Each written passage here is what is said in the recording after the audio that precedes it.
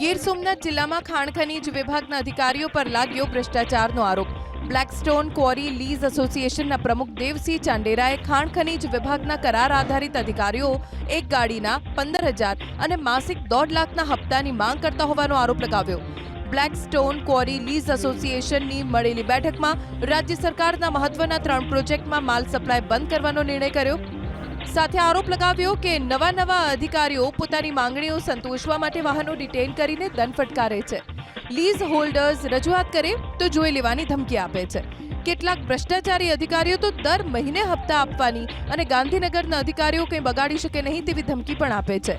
Lease હોલ્ડર્સે આવા ભ્રષ્ટાચારી અધિકારીઓની તાત્કાલિક બદલી કરવા અને જે લીઝ બંધ છે તેને ચાલુ કરવાની માંગ કરી। એક મુદ્દો તો એ છે કે અમારે ગીર સોમનાથના ખાણ ખનીજ વિભાગના કર્મચારીઓની એટલી બધી કનડગત છે કે હવે ધંધો ચાલુ રાખવો મુશ્કેલ બની જાય છે।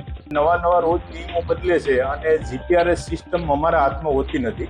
ક્યાંક જીપીઆરએસને હિસાબે રોયલ્ટી ન નીકળે તો પણ અમારી ગાડી લોક થઈ જાય છે 24 કલાક માટે।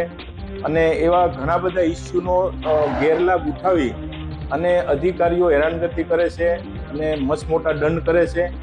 આના કારણે અમારે મિટિંગનું આયોજન કરેલ છે। હવેના જે નવા 11 મહિનાના કરારથી જે આવેલા અધિકારીઓ છે એને ન તો નિયમની પડી છે, ન તો ખનીજ ચોરીની પડી છે। માત્ર ને માત્ર પૈસામાં રસ હોય અને લીઝ હોલ્ડરો ક્યાં ફોલ્ટમાં છે એને ગોતી અને રાતે 12 વાગે પણ તમને આવીને દબાવે છે કે ભાઈ આ તારો ફોલ્ટ છે, બોલ શું કરવું। એટલે હવે બધા લીઝ હોલ્ડરો આના ભોગ બનેલા છે। એટલે સર્વાનુમતે એક નક્કી કરેલ છે કે ભાઈ હવે આપણે આ સદંતર માલ પ્રોજેક્ટની અંદર સપ્લાય બંધ કરવાની છે।